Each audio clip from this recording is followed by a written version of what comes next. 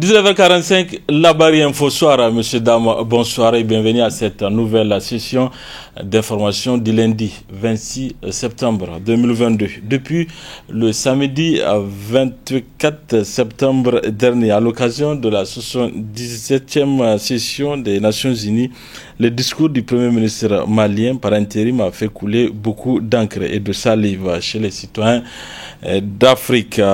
Du haut de la tribune des Nations Unies, il a tenu à répondre à quelques dirigeants africains, notamment celui du Niger, ce qui ne laisse pas indifférents les citoyens nigériens qui se prononcent ainsi. Nous remercions le Premier ministre par rapport à cet état de fait, puisque quand nous l'avons écouté, tout ce qu'il reproche de ces Occidentaux, c'est la vérité et c'est la pure réalité. Eh bien, j'encourage aussi les autres présidents, les autres ministres, ainsi que les autres autorités de l'Afrique, d'avoir ce même courage, une fois devant ces Occidentaux, de leur dire la vérité et rien que la vérité. Aujourd'hui, tout un chacun doit avoir à l'esprit qu'avec le monde occidental, nous devrons avoir une collaboration, une coopération d'égal à égal, pas une coopération de domination, pas une coopération de supériorité et d'infériorité. Le discours du Premier ministre, moi je pourrais dire que c'est une réponse vis-à-vis aux propos qui sont tenus à chaque fois à l'égard du Mali. Mais ce qu'il y a lieu de souligner aujourd'hui, c'est juste que ce qu'ils ont entrepris va remettre en cause certains intérêts de la France et des autres pays qui sont en train d'utiliser le pays africain de la manière la plus désorientée vis-à-vis des objectifs de notre pays africain, vis-à-vis de la vision que nous devons avoir vis-à-vis de leur coopération. Il va de soi à ce qu'il y ait ces hommes d'État qui seront capables de dire la vérité et de ramener les gens à comprendre la nécessité de respecter les pays africains au même pied d'égalité que leur pays. Cette intervention-là fait suite aux multiples interventions des autorités nigériennes, à la tête le président de la République, qui a fait tellement d'interventions vis-à-vis de la République du Mali, et en tenant des propos qui ne sont pas vraiment susceptibles de créer une harmonie entre les deux peuples. Je crois que cette intervention du Premier ministre est une réponse proportionnelle à ce que notre président a fait. Mais l'un de l'autre, tous les deux pays doivent comprendre que nous sommes des Africains et que nous devons créer les conditions d'unir nos forces afin d'atteindre l'objectif de l'indépendance totale. Un discours plein d'énergie, un discours riche en couleurs et surtout en histoire. Donc par rapport à ce qu'il a eu à dire, je vais directement sur le plan sécuritaire. Ce qui a beaucoup attiré mon attention, c'est le fait qu'il dit qu'il a à sa possession des preuves prouvant et attestant que la France a une mainmise dans la déstabilisation au Sahel. Et il a eu à le dire qu'ils ont des informations, ils ont des preuves dans lesquelles la France fournissait des informations et même des munitions aux terroristes, aux groupes terroristes. Moi, je pense que c'est la partie la plus intéressante de son discours. Il est bien vrai qu'à un certain moment, il a eu à répondre à des autorités de la sous-région, à commencer par le président de la CEDEAO, le président nigérian, le président de la Côte d'Ivoire et tout ce qui s'ensuit. Bon, pour moi, le lieu n'était pas opportun. Et eux, je pense, tout comme plusieurs Africains, qu'ils sont sur la droite ligne. Ils sont sur le bon chemin.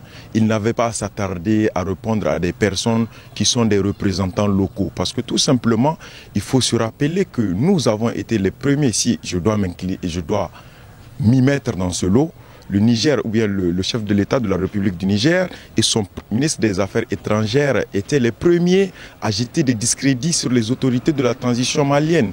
Il faut se rappeler, dès son discours, dans son discours d'investiture, il a eu à le dire que les autorités de la transition n'ont pas la maîtrise du territoire malien. Tout ça là, c'est de l'ingérence.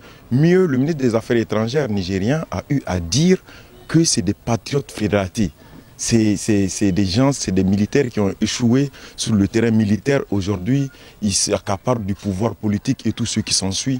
Je pense que nous n'avons pas été sérieux, nous n'avons pas été sincères dans la diplomatie ou bien dans la gestion de cette guerre qui se passe au Mali.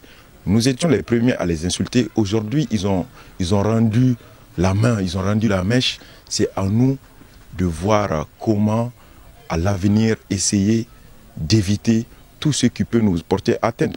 Et par rapport à ce qu'il a eu à dire aux mercenaires, aux 49 mercenaires, c'est bien vrai, c'est la science.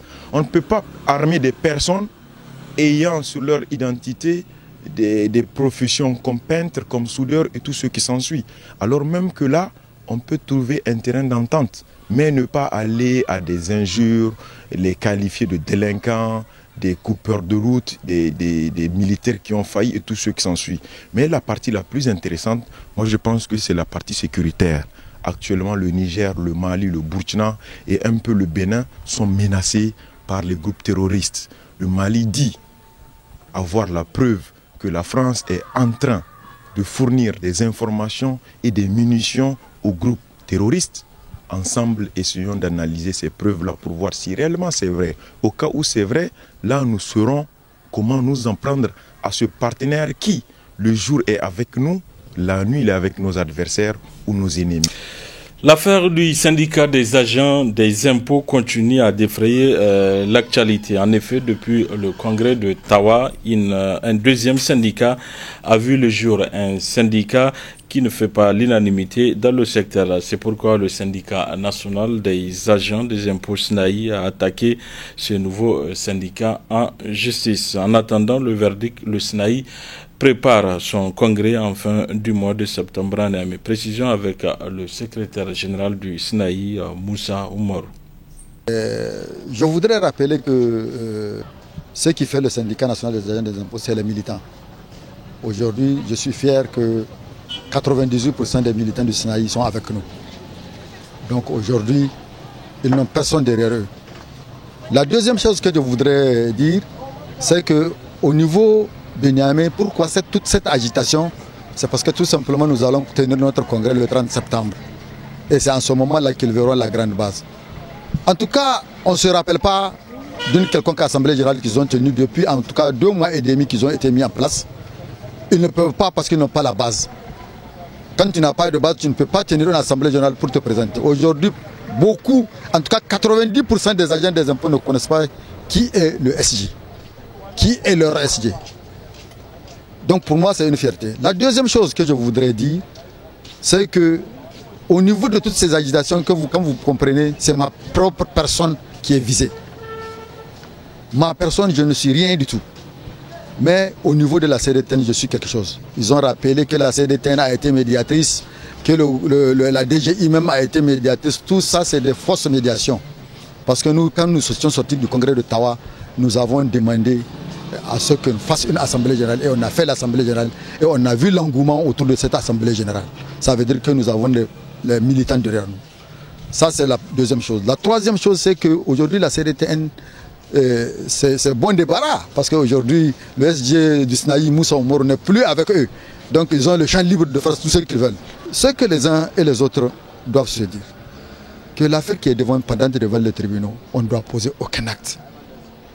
Et nous, aujourd'hui, notre bureau exécutif n'a posé aucun acte qui puisse entacher la procédure judiciaire. Eux, ils disent non, que c'est des formalités. Ils sont maintenant dans le bureau de la CDTN, que voilà. Alors que l'affaire est pendante devant les tribunaux. Ils ne doivent pas être dans le bureau de la CDTN si la CDTN, tel est que la CDTN est une organisation une centrale syndicale responsable. On doit attendre d'abord le verdict de la justice. Mais ils disent que non, c'est des formalités. Ils vont rentrer dans le bureau de la CDTN et ils savent que la justice va parler, va leur donner raison. Nous disons non. Nous n'allons pas anticiper sur des choses.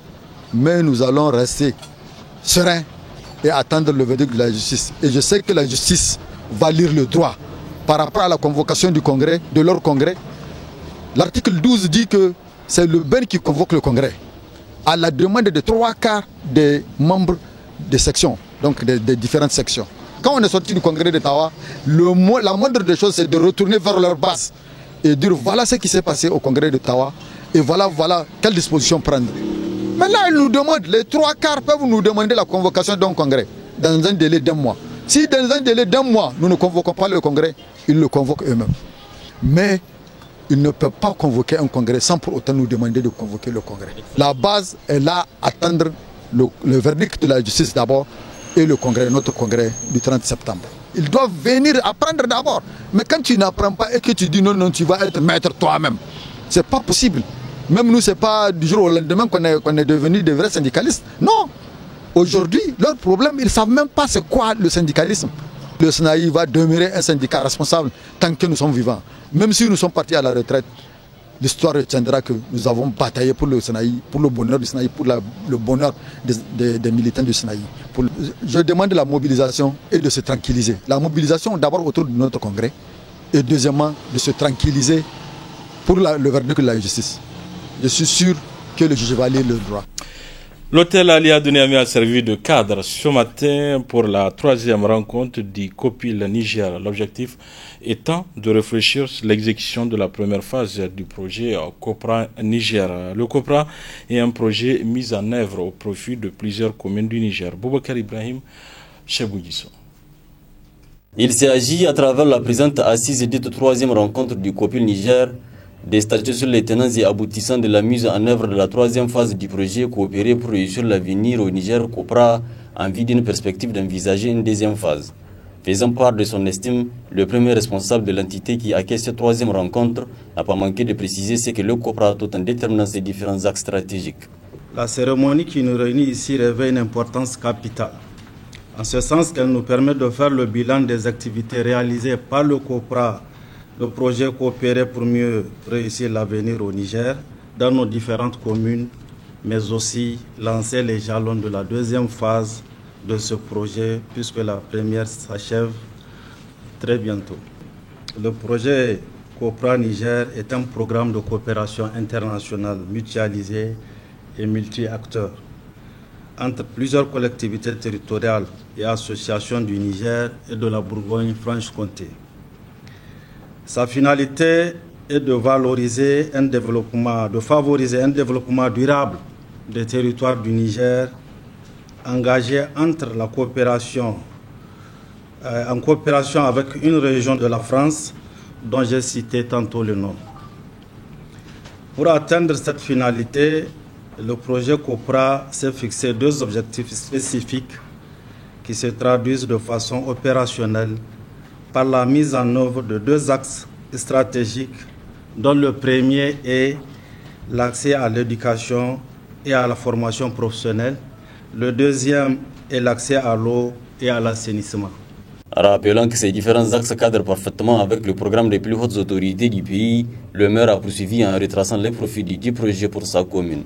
Bien que mon arrondissement communal a intégré les communes d'intervention de votre structure tout récemment, cela n'a pas empêché de bénéficier de certaines réalisations, dont la construction d'un internat pour les jeunes issus des milieux défavorisés et des déscolarisés et d'une école professionnelle pour la promotion des métiers innovants qui ouvrira ses portes en 2023.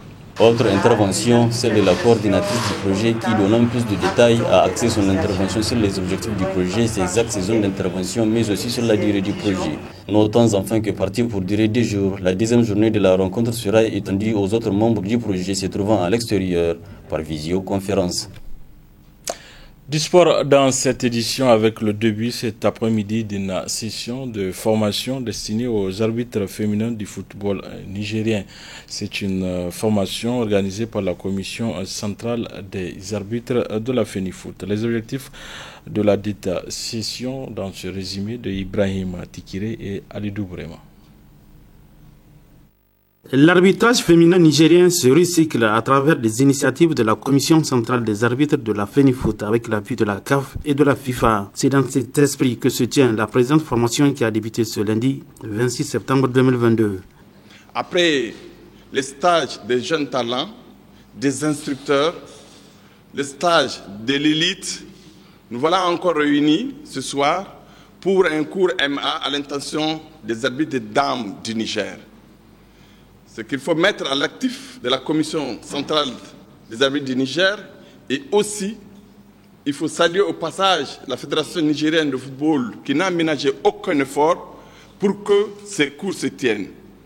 Nous disons très sincèrement merci à la Fédération encore pour tous les efforts qu'ils sont en train de fournir pour le rayonnement de l'arbitrage nigérien. Présent à Niamey pour la session, l'instructeur FIFA a expliqué la nécessité et l'importance d'une formation destinée aux dames arbitres du Niger. Au niveau des objectifs du cours, je suis ici pour vous aider, pour améliorer les niveaux de l'arbitrage du féminin au Niger. Et pendant ces 5 jours, j'espère que tout va passer bien et avec la grâce, on peut avoir de nouveaux talents pour aller au fichier du match au plus haut niveau.